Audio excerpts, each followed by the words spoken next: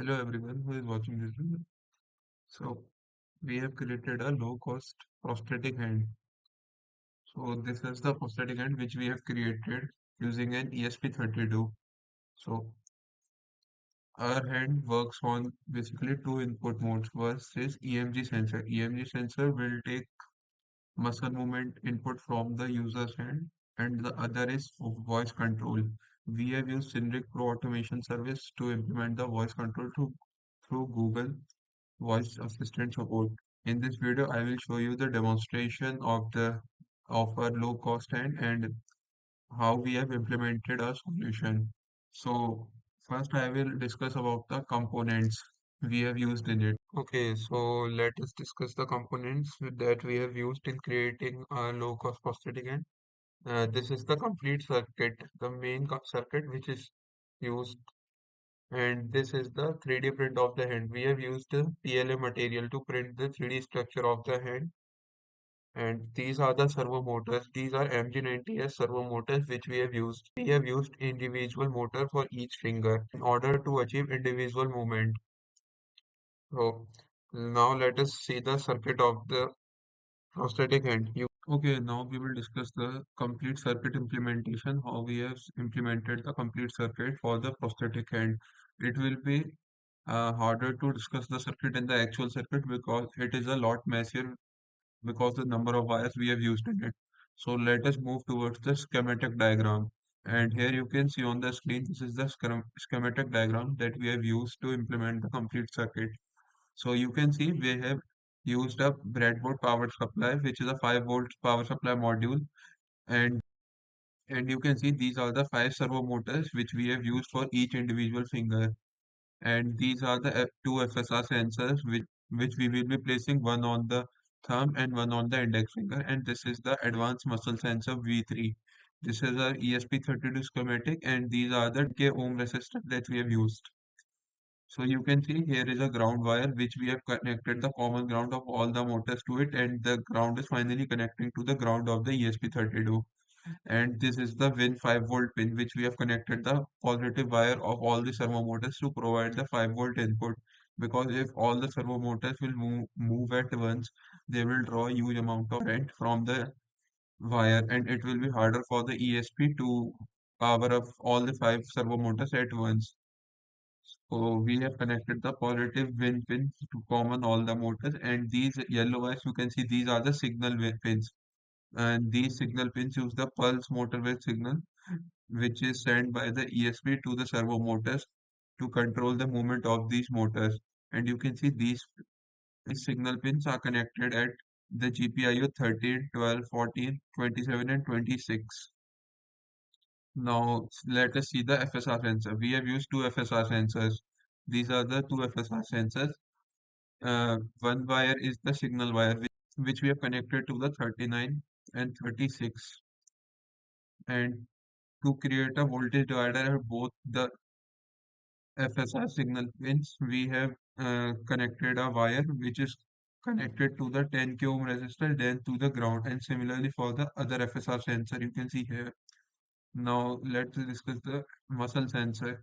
So for the muscle sensor, most of us that it requires a dual power source supply to operate a muscle sensor at positive, negative, and ground input. You can also use it as a single source input mode, in which you can power the positive from the 3.3 volt of the ESP32 and the ground from the ground of the ESP32, and for the negative you can use the ground pin, or if you are using a separate battery, so you can use the negative of that battery to power the muscle sensor. Although it is mentioned in the datasheet of the muscle sensor that it requires minimum 3.5 volt to 18 volt to operate, but you can also operate it on 3.3 volt. The only drawback is that it will have few noise in the signal, so we will filter it out in the code. It doesn't affect that much on the implementation. And this is the SIG pin. SIG pin is the signal pin. This yellow wire is the signal pin which is connected to the 34 GPIO 34. And specifically, we have chosen these pins because if we enable the Wi-Fi on ESP32 for the voice control, so These pins will not take input like the pins we have used for servo motors, but these pins are not taking any input. These are only providing the output for the pulse motor will control. And pins which are taking input are 36, 39, and 34. These are the pins which are not affected when the Wi-Fi is on or off. So we have specifically selected all these pins for their specific purpose. So you have seen the hardware, how we have implemented a solution. Now we will discuss and show the demonstration videos from here. And yeah, one more thing, to implement the voice control thing, we have used Synric Pro. Synric Pro is an automation IoT service which is used for IoT devices. So yeah, let us move on to the demonstration videos. Okay, so you can see this is the 3D model of our hand, and I will drop my GitHub repo link in the description. If you need any reference, you can go there.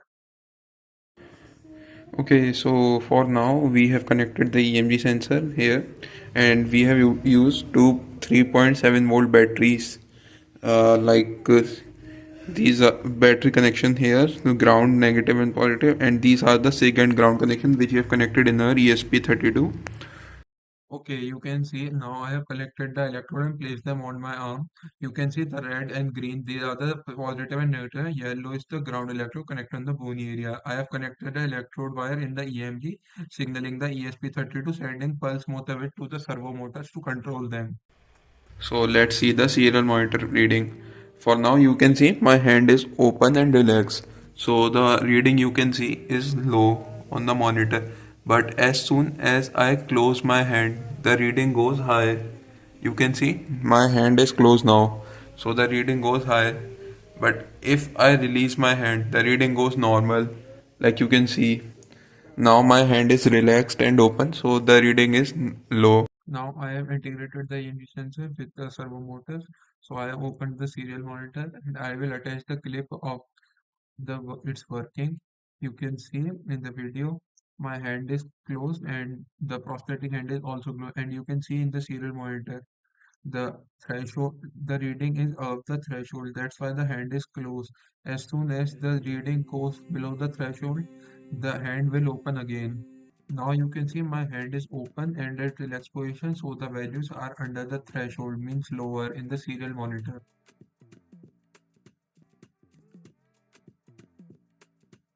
Now you can see I'm continuously opening and closing my hand, and the readings are changing instantly in the serial monitor, and the hand is not able to decide its opening and closing. So is it is fluctuating between the two positions. The progress update, we have implemented the FSR sensor successfully. We are using two FSR 402 sensor. FSR means force sensitive resistor. This is an FSR sensor.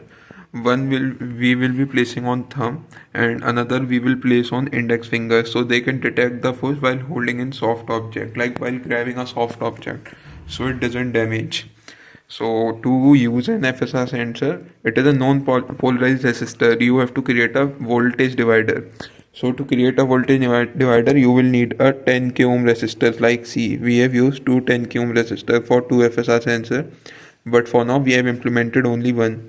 So you can see there are two wires. One is a purple wire which is going to 3 point, which is going to 3.3 volt 3 volt power supply with the ESP32, and the another wire is ground wire which is the voltage divider, and it is also the input wire for the ESP32. So you can see this wire is going there and we have divided it into two parts. So this black wire then goes into the resistor of 10k ohm which is going into ground, and the another wire which is here which is going to the input which is at the GPIO 36, and another one we will be using at GPIO 39. Okay, to So implement the voice command service, we have used the Synric Pro, which is an IoT automation service. We have created our own custom template here, and we have added our device here. It is currently not connected now, so that's why it is showing the red symbol. And you can see, after creating or adding your device, you will get three things. First is your app ID, second is app secret, and third is device ID. You can use these three keys to connect with the automation service. And remember, you also have to add a Wi-Fi connection because it is using the internet, and make sure the Wi-Fi is 2.4 gigahertz because ESP32 doesn't support 5 gigahertz. It only works on 2.4 gigahertz network band. So in the next clip, we will show you voice demonstration. Okay Google, open prosthetic hand.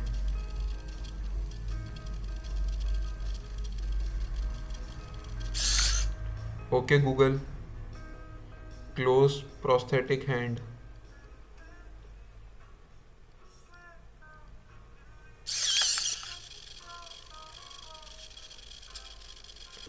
Okay Google, open prosthetic hand.